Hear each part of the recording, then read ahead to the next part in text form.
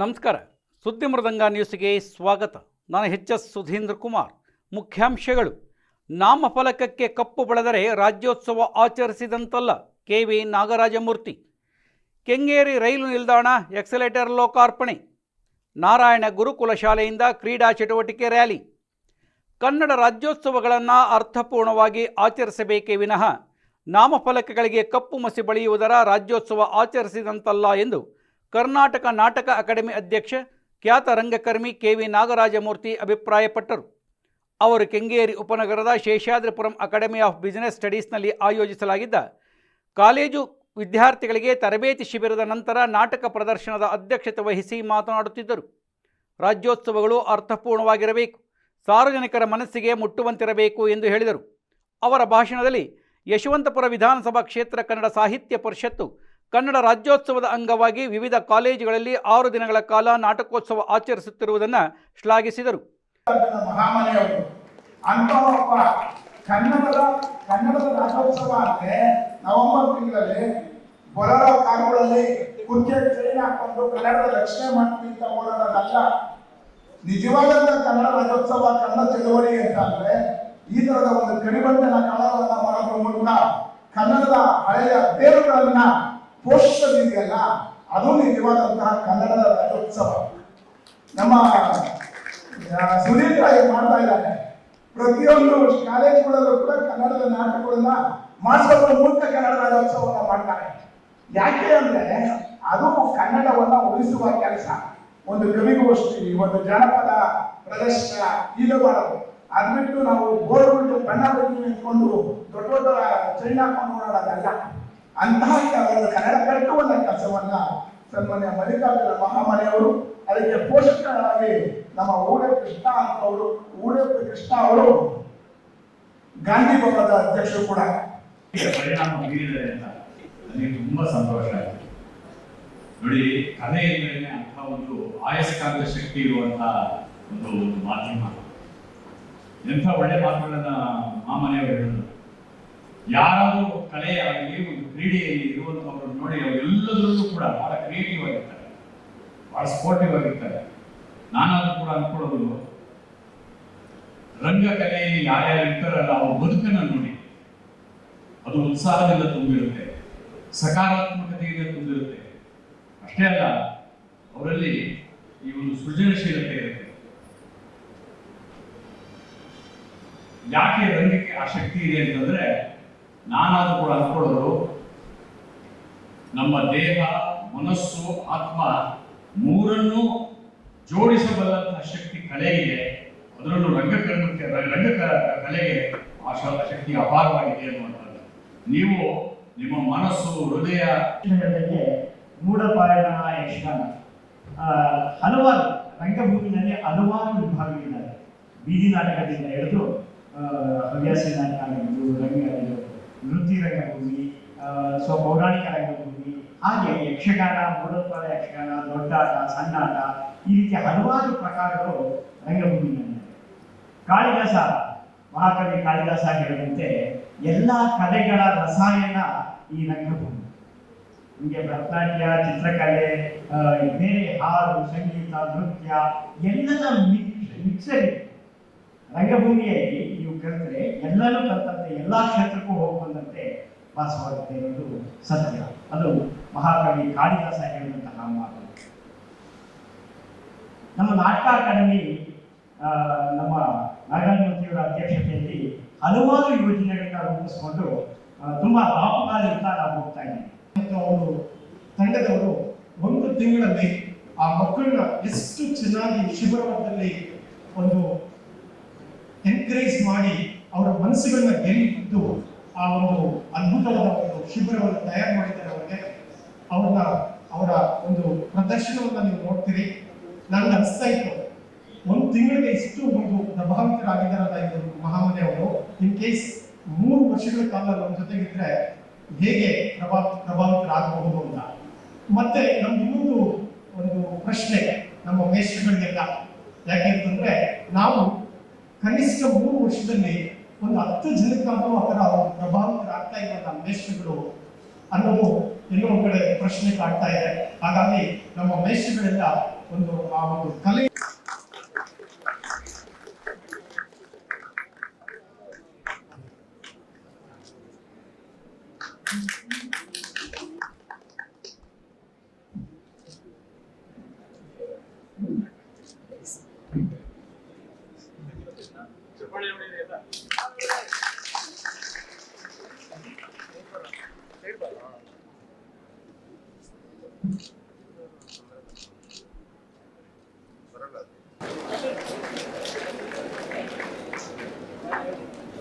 ಬರಕ್ಕೆಲ್ಲ ಫೋನೇ ನೋಡ್ತಾರೆ ಎಲ್ಲ ಅಲ್ಲಿ.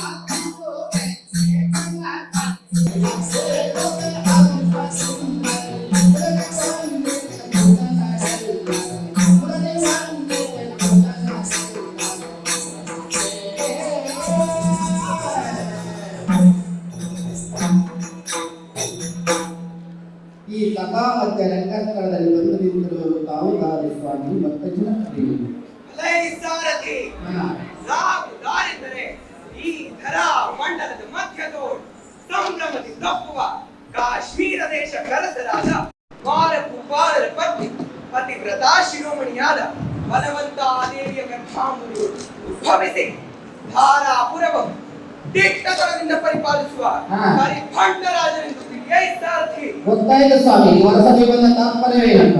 ನಾವೀ ಸಭಾಸ್ಥಾನಕ್ಕೆ ವಿಜಯವಂಗೈದ ತಾತ್ಪರ್ಯವೇನೆಂದರೆ ಎನ್ನ ಮಂತ್ರಿಯೊಡನೆ ಕಾರ್ಯಾಲೋಚನೆ ಮಾಡಬೇಕಾದ ಪ್ರಯುಕ್ತ ಬರೋಣವಾಯಿತು. ಆ ಮಂತ್ರಿಯನ್ನು ಆಸ್ಥಾನಕ್ಕೆ ಬರಮಾಡ. ಆಗ್ಲಿ ಕಣಪ್ಪ.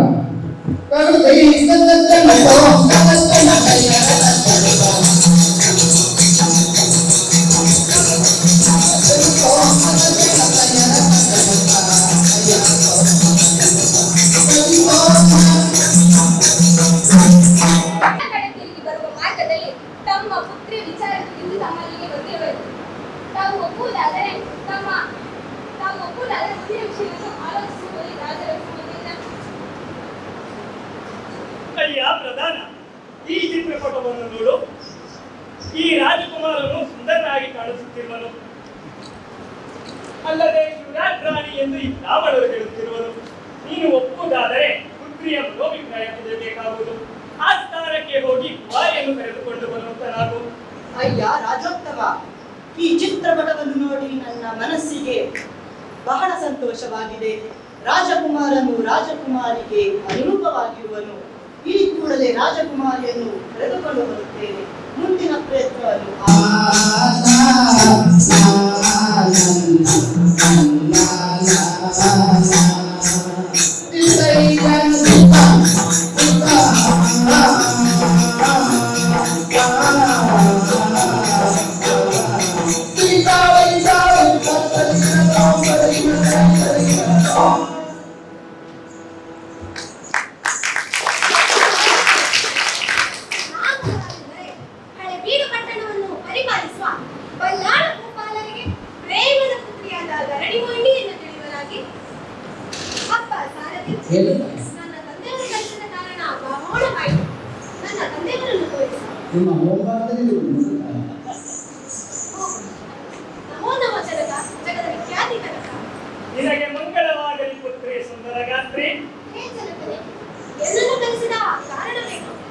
ಮಗಳೇ,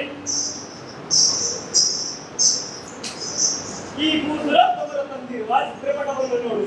ಈತನು ದಾರಾಪುರದ ರಸನಾದ ಕಳಿರಾಜನಂತೆ, ಶೌರ್ಯದಲ್ಲಿ ಅತ್ಯುತ್ತಮ ಬಲಶಾಲಿಯಾಗಿರುವಂತೆ.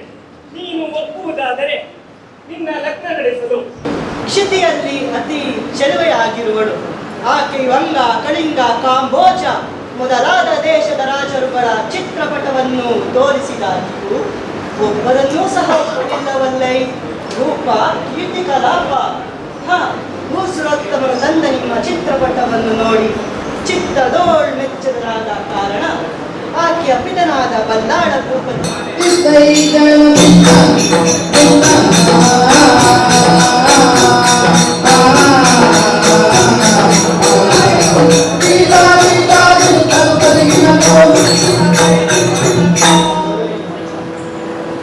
ಅಪ್ಪ ಸಾರಥಿ, ಹೇಳ್ತಾನೆ. ನಾವು ದಾರೆಂದರೆ ಈ ಕಾಶ್ಮೀರ ದೇಶದೊಳಿರುವ ದಾರಾಪುರದ ಅರಸರಾದ ಮಾರವು ಪಾಲರಿಗೆ ಪ್ರೇಮದ ಮಡದಿಯಾದ ಬನವಂತ ದೇವಿ ಎಂದು ತಿಳಿಯಪ್ಪ ಸಾರಥಿ. ಗೊತ್ತಾಯಿತು. ಈ ವರಸಭೆಗೆ ಬಂದ ತಾತ್ಪರ್ಯವೇನೆಂದರೆ ಎನ್ನಯ ಪುತ್ರನು ಕರೆಸಿದ ಕಾರಣ ಬಹೋಣವರು. ಎನ್ನಯ ಪುತ್ರನನ್ನು ತೋರಿಸಪ್ಪ ಸಾರಥಿ. ಕರ್ನಾಟಕ ನಾಟಕ ಅಕಾಡೆಮಿಯಿಂದ ಕಾಲೇಜು ವಿದ್ಯಾರ್ಥಿಗಳಿಗೆ ನಾಟಕ ಕಲಿಕಾ ತರಬೇತಿ ಶಿಬಿರದ ನಿರ್ದೇಶಕ ಮಲ್ಲಿಕಾರ್ಜುನ ಮಹಾಮನೆ 1 ತಿಂಗಳ ಕಾಲ ನಡೆಸಿ ಮಕ್ಕಳಿಂದ ನಾಟಕ ಪ್ರದರ್ಶನ ನಡೆಸಿದರು. ಕಾರ್ಯಕ್ರಮದಲ್ಲಿ ಶೇಷಾದ್ರಿಪುರಂ ಶಿಕ್ಷಣ ಸಂಸ್ಥೆಯ ಅಧ್ಯಕ್ಷ ನಾಡಾಜ ಊಡೆ ಪಿ ಕೃಷ್ಣ ಕಾರ್ಯಕ್ರಮ ಉದ್ಘಾಟಿಸಿದರು. ಕಾಲೇಜು ಪ್ರಾಂಶುಪಾಲ ಡಾಕ್ಟರ್ ಜಯರಾಮ್, ಮಂಜುನಾಥ್ ಸೇರಿದಂತೆ ಹಲವರು ಉಪಸ್ಥಿತರಿದ್ದರು.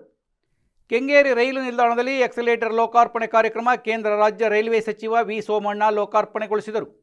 ಈ ಸಂದರ್ಭದಲ್ಲಿ ಬೆಂಗಳೂರು ಉತ್ತರ ಲೋಕಸಭಾ ಸದಸ್ಯೆ ಹಾಗೂ ಕೇಂದ್ರ ಸಚಿವೆ ಶೋಭಾ ಕರಂದ್ಲಾಜೆ ಸೇರಿದಂತೆ ಸ್ಥಳೀಯ ಬಿಜೆಪಿ ಮುಖಂಡರು ಹಾಗೂ ರೈಲ್ವೆ ಅಧಿಕಾರಿಗಳು ಉಪಸ್ಥಿತರಿದ್ದರು.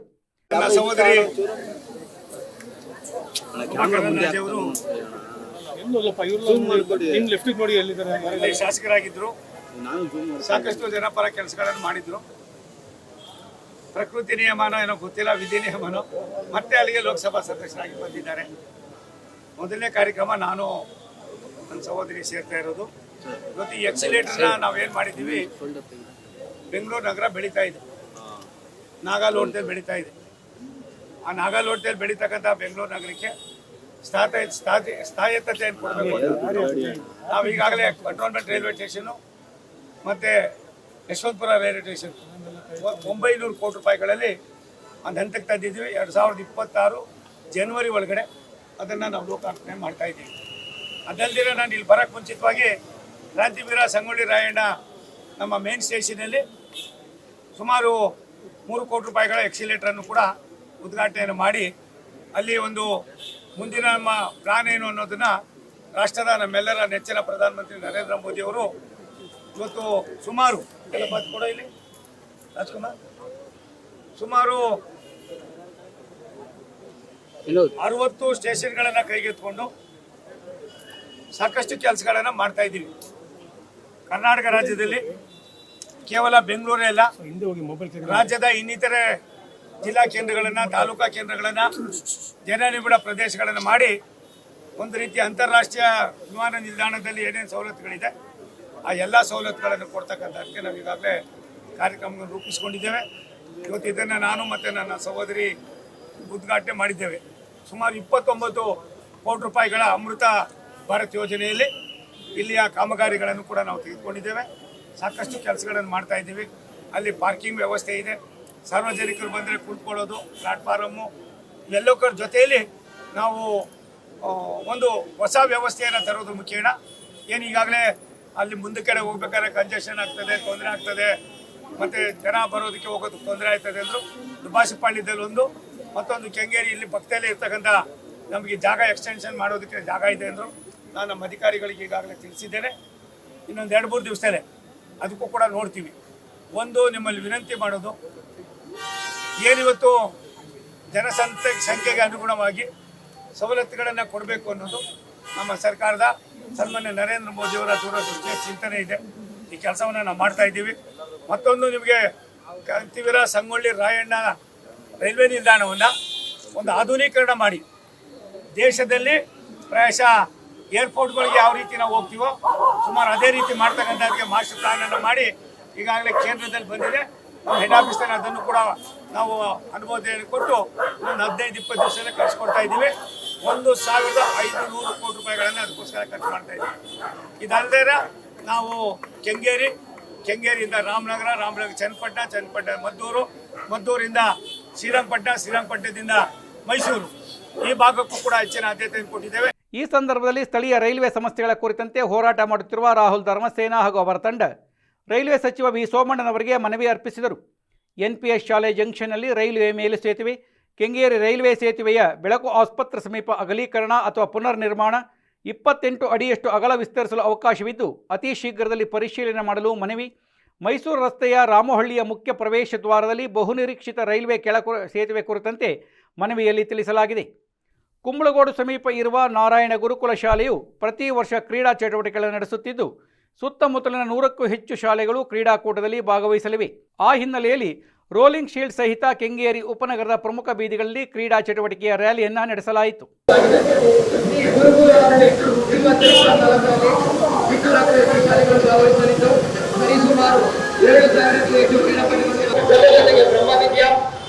ಜೊತೆಗೆ ಕ್ರೀಡೆಗೂ ಸಹ ಸರಿ ಸಮಾನವಾದ ಪ್ರಾಮುಖ್ಯತೆ ನೀಡುತ್ತದೆ. ಈ 5ನೇ ವರ್ಷ ನಡೆಯುತ್ತಿರುವ ಗುರುಕುಲ ಒಲಿಂಪಿಕ್ಸ್ಗೆ ಸಾಕ್ಷಿ ತಾವುಗಳು ಆಗಮಿಸಿ ಈ ಗುರುಕುಲ ಒಲಿಂಪಿಕ್ಸ್ 2026ರಲ್ಲಿ ಭಾಗವಹಿಸುವ ಎಲ್ಲ ಕ್ರೀಡಾಪಟುಗಳಿಗೆ ಪ್ರೋತ್ಸಾಹಿಸಿ ತಾವೆಲ್ಲರೂ ಜೈ ಶ್ರೀರಾಮ್.